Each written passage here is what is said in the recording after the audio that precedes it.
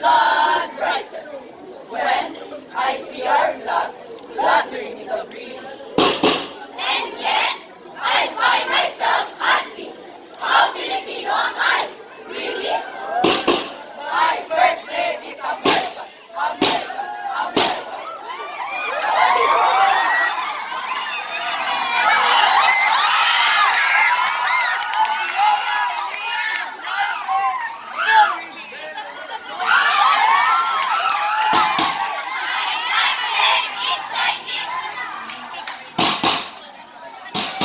When I am with girlfriends, or more correctly, when I am with my friends who happen to be girls, I talk to them in English.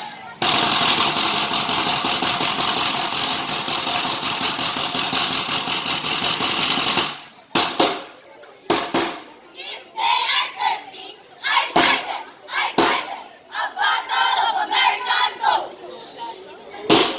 If they are hungry, I take them to an Italian pizza bar. And when I have the money, I give them a real Chinese toilet. Consider all this, consider my taste for many things foreign.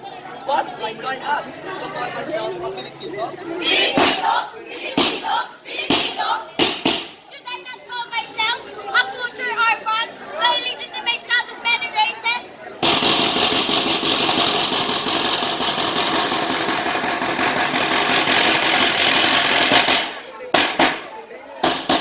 Rightly or wrongly, whether we like it or not, we are the end products of our history. Fortunately or unfortunately, our history is a commingling of polyglot influences.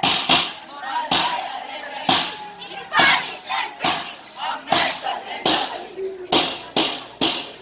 Oh, oh, oh, oh, oh, oh, oh, oh,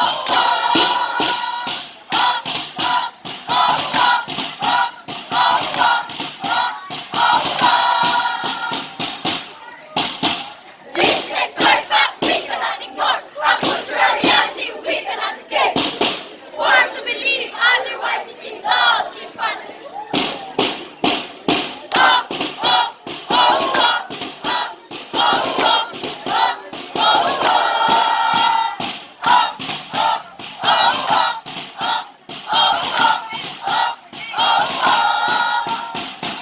I must confess, I am extremely confused and bewildered young man. Wherever I am, whatever I may be doing, I am bombarded on all sides by people who want me to search for my national identity. Tell me, tell me, tell me, tell me the language I speak should be replaced by Filipino. They urge me to do away with things foreign, to act and think and buy Filipino. Even in art, I am getting bothered and bewildered. The writer should use Filipino as his medium, the nationalist pride. The painter should use his genius in